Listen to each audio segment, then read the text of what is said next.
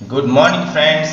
इस वीडियो में हम लोग पढ़ेंगे टेंस के बारे में। और टेंस का हम लोग 6 वीडियो बना चुके हैं पहले। काफ़ी पहले मैंने 6 वीडियो अपलोड किए हैं और बाकी के वीडियो मैं आपसे लगातार अपलोड कर दूंगा। तो हम सभी जानते हैं कि टेंस 3 प्रकार के होते हैं, present tense, past tense and future tense. और प्रेजेंट टेंस का अर्थ होता है वर्तमान काल, जो वर्तमान में चल रहा है अभी। पास्ट टेंस का अर्थ बीता हुआ काल या भूत काल। फ्यूचर टेंस का होता है भविष्य काल या जो समय आने वाला है। ये सभी हम जानते हैं। इसके अलावा हम ये सब भी जानते हैं कि प्रत्येक टेंस के चार भेद हैं। प्रत्येक टेंस के 4 भेद हैं। जैसे प्रेजेंट टेंस के ये 4 भेद हैं: simple present tense, present continuous tense, present perfect tense और प्रेजेंट परफेक्ट कॉन्टिन्यूअस टेंस। और इन सभी का वीडियो मैंने पहले ही अपलोड कर दिया है। इतना ही नहीं, मैंने सिंपल पास्ट टेंस और पास्ट इम्परफेक्ट टेंस का भी वीडियो अपलोड किया हुआ है। आप सभी प्लेलिस्ट में जा करके उन सारे वीडियोस को पहले देख लें, उसके बाद इस वीडियो को देखें, या तो इस वीडियो के देखने के बाद उस वीडियो को देख लें। इस वीडियो में मैं पास्ट परफेक्ट टेंस क्या है, पास्ट परफेक्ट टेंस क्या है और इसे हम कैसे पहचानते हैं कि कोई भी सेंटेंस पास्ट परफेक्ट टेंस में है, या तो इसका सेंटेंस कैसे बताते हैं, कैसे बनाते हैं, ये सारी चीज़ों पर हम लोग चर्चा करेंगे। और इसके सभी 6 प्रकार के स्ट्रक्चर को हम लोग देखेंगे कि कैसे 6 प्रकार के वाक्यों को इससे बनाते हैं। बारीकी से हम लोग एक एक चीज़ का अध्ययन करेंगे, बहुत सारे एग्जाम्पल्स भी हम लोग देखेंगे। तो आइए हम आज का जो हमारा सब्जेक्ट है पास्ट परफेक्ट टेंस, इसे शुरू करते हैं। पास्ट परफेक्ट टेंस अर्थात पूर्ण भूतकाल, अतीत का वैसा समय जो कि अतीत में कुछ समय पहले घटित हो चुका हो। अर्थात कि अतीत तो है लेकिन उसमें भी वह ये बताता हो कि किसी घटना के पहले या किसी समय के पहले वो घटना घटित हो चुका हो। यहाँ हम सबसे पहले बहुत सारे उदाहरणों को देखेंगे, उसके बाद आराम से समझने का प्रयास करेंगे। और अगर आपको कहीं भी किसी प्रकार का कोई भी समस्या आती है, आपको कोई भी प्रॉब्लम हो, डाउट हो, तो आप आराम से उसे कमेंट बॉक्स में लिख सकते हैं।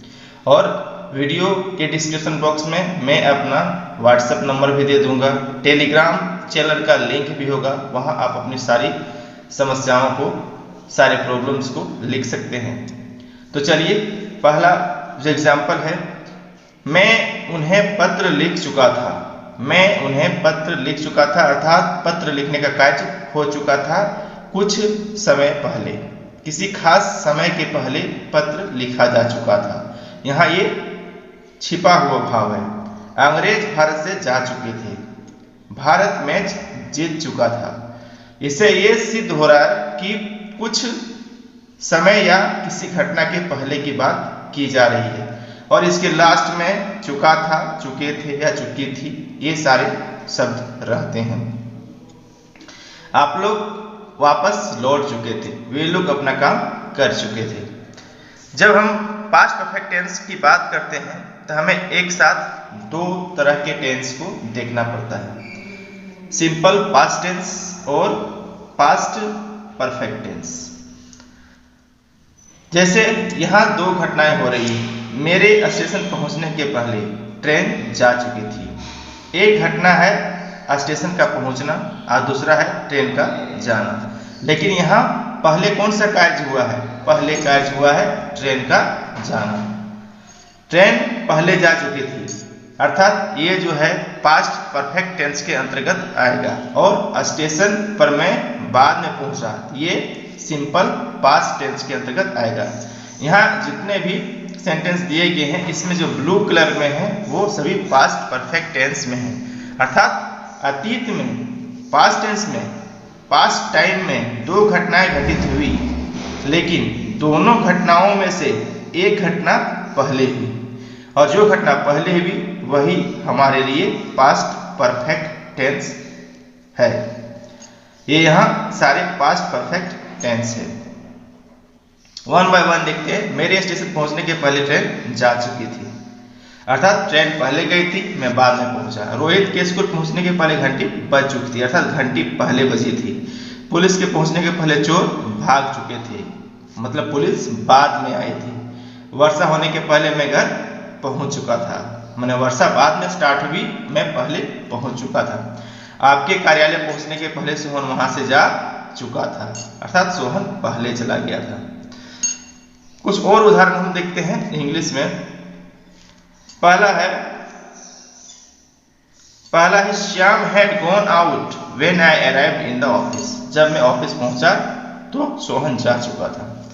I had saved my document before the computer crashed. Computer के क्रैश होने के पहले मैंने अपना डॉक्यूमेंट कंप्यूटर में सेव कर लिया था, या सेव कर लिया था, कहीं अन्यत्र सेव कर लिया था। तीसरा है when they arrived we had already started cooking. जब वे लोग पहुंचे हम लोग पहले ही खाना बनाना शुरू कर चुके थे। अर्थात यहाँ हर जगह दिया गया है किसी घटना के पहले कोई घटना घटित हो चुकी थी। आपको मैं इसका पीडीएफ भी प्रोवाइड कराऊंगा, आप पीडीएफ में डिटेल से कई बार अध्ययन कर सकते हैं, स्टडी कर सकते हैं। और एक बार फिर से मैं आप सभी को बता दूं कि वो सारे जो 6 वीडियो है टेंस के जो पहले अपलोडेड है वो सारे वीडियोस को जरूर देख लीजिएगा, और डिस्क्रिप्शन बॉक्स में सारे लिंक दिए होंगे। अब हम देखते हैं कि using past perfect tense. Past perfect tense का उपयोग कहाँ होगा। सबसे पहले है to show that an action happened before something else in the past. किसी घटना के पहले या किसी चीज के पहले कोई घटना घटित हुई है, जैसे कि हमने सारे उदाहरणों में पिछले देखा था। She stayed up all night because she had received bad news. वह सारी रात खड़ी रही क्योंकि उससे वह एक बुरा समाचार सुन चुकी थी। They lost many of games because they had not practised enough. उन लोगों ने काफी प्रैक्टिस नहीं किया था, या तो पर्याप्त प्रैक्टिस नहीं किया था, इसलिए उन्होंने काफी गेम्स को लूज कर दिया या हार गए। दूसरा है कि to show that an action happened before a specific time in the past, कि पास्ट में किसी खास समय के पहले कोई घटना घटित हुई। जैसे she had established her company before 2008, कि वह 2008 के पहले अपनी कंपनी एस्टेब्लिश कर चुकी थी। यहाँ किसके पहले हो रहा है, 2008 के पहले हो रहा है। He had never played football until last week. वह पिछले सप्ताह के पहले कभी फुटबॉल नहीं खेला था। यहाँ समय सूचक शब्द है लास्ट वीक। इसी प्रकार है they had gotten engaged before last year. वे लोग पिछले वर्ष के पहले इंगेज्ड हो चुके थे। I had fallen asleep before 8 o'clock। मैं 8 बजे के पहले सो चुका था। यहाँ दिखा रहा है कि किसी खास समय के पहले कोई घटना घटित हुई। अगला है कि another use of past perfect tense includes reported speech. Reported speech, यहाँ बात हो गई स्पीच की। हम लोग ये नरेशन में पढ़ेंगे डिटेल से कि डायरेक्ट से जब इनडायरेक्ट नरेशन में हम लोग बदलते हैं तो उसमें एक रिपोर्टिंग स्पीच होता है और एक रिपोर्टेड स्पीच होता है। तो रिपोर्टेड स्पीच में इसका प्रयोग करते हैं। जैसे एक दो उदाहरण हम देख लेते हैं कि teacher asked if we had studied for the exam.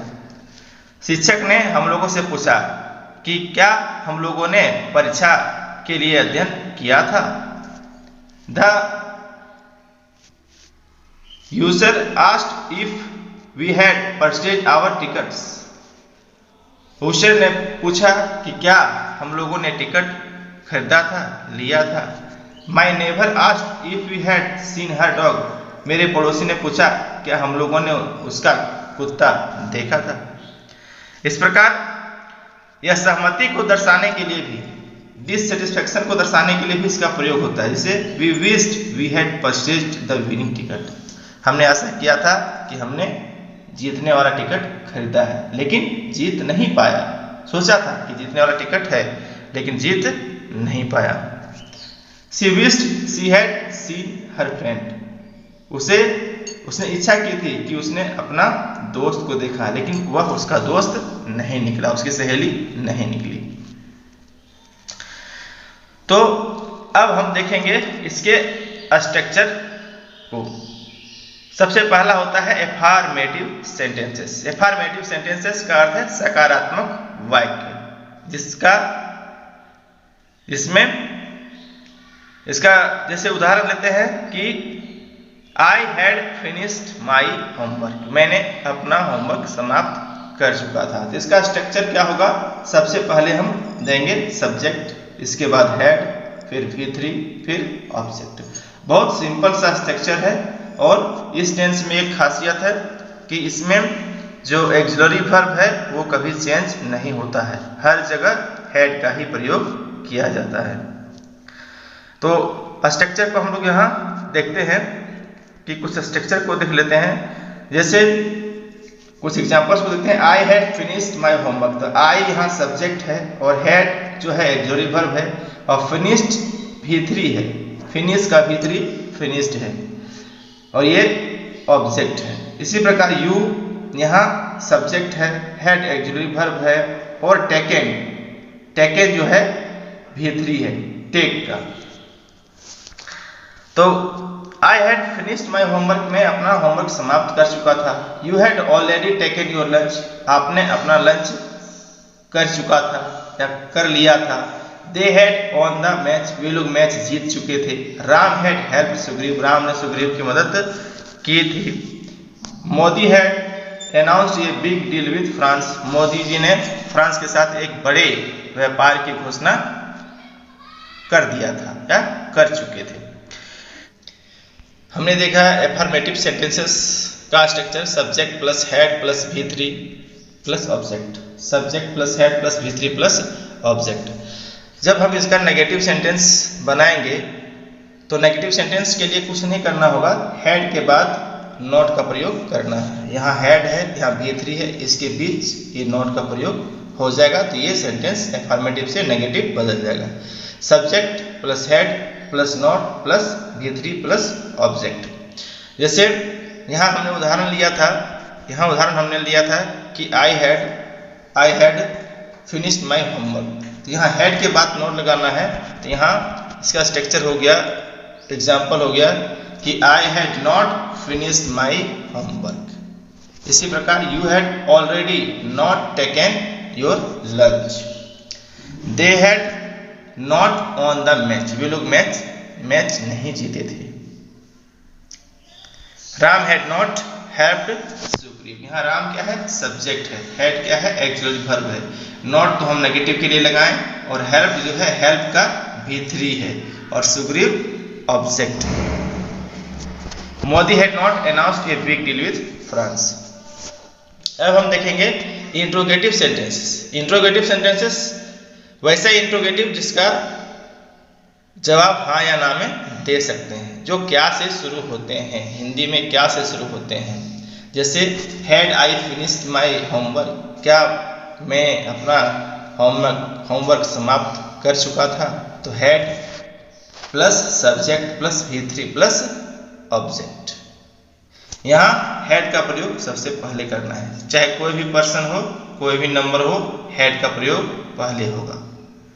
उसके बाद सब्जेक्ट वर्ब का तीसरा रूप हर जगह प्रयोग होगा और लास्ट में ऑब्जेक्ट और यहाँ क्वेश्चन मार्क जरूर देंगे। इसी प्रकार अन्य उदाहरण है कि had you already taken your lunch, had they won the match, had Ram helped Sugriva. अब हम देखेंगे इंट्रोगेटिव नेगेटिव सेंटेंस। इसी में अगर नेगेटिव भी हो, जैसे क्या मैंने अपना होमवर्क समाप्त नहीं किया था, तो had I not finished my homework, यहाँ कुछ नहीं है, सब्जेक्ट और V3 के बाद नॉट का प्रयोग कर देना है। शुरू में क्या होगा, हैड होगा, उसके बाद सब्जेक्ट, फिर क्या लगाएंगे, नॉट लगाएंगे, फिर वर्ब का तीसरा रूप, फिर ऑब्जेक्ट। अब हम देखेंगे क्वेश्चन वर्ड वाले सेंटेंसेस। इंट्रोगेटिव सेंटेंसेस है लेकिन इसका जवाब हाँ या ना में नहीं दे सकते हैं। जैसे पीछे देखते हैं कि had I not finished my homework, क्या मैं अपना काम समाप्त नहीं कर चुका था या गृह कार्य समाप्त नहीं कर चुका था, तो उसका जवाब हम दे सकते हैं यस या नो। हैड दे नॉट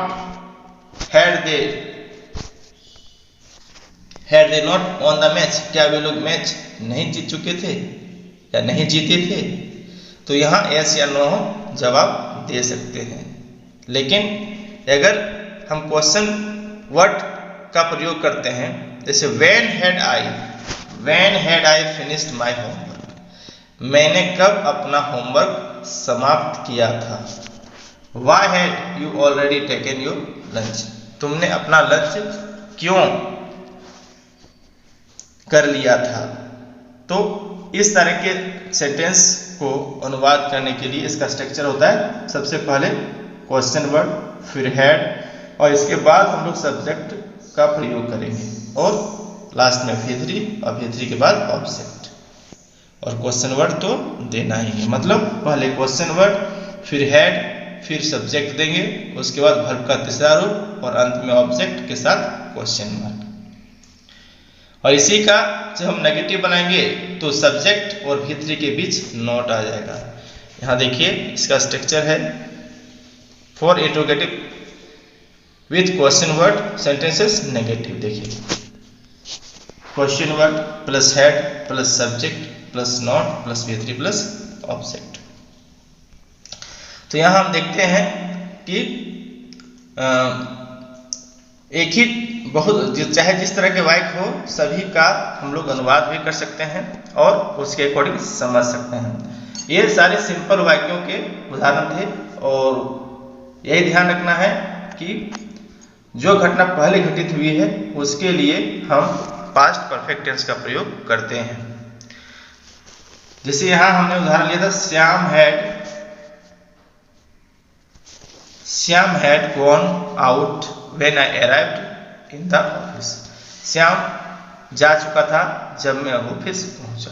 तो यहाँ श्याम का जाना पहले हुआ था, इसलिए पास्ट परफेक्ट के स्ट्रक्चर से बना हैड प्लस V3। यहाँ हैड और गॉन जो है गो वेंट गॉन, और यहाँ आई अराइव्ड, यहाँ सब्जेक्ट प्लस V2। ये सिंपल पास्ट टेंस का स्ट्रक्चर है।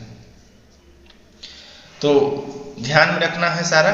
मैं सारे स्ट्रक्चर को एक जगह पर लिख देता हूँ, सारे स्ट्रक्चर आपके पास रहेंगे, और एक एग्जाम्पल को लेकर के मैं सारे को बनाता हूँ।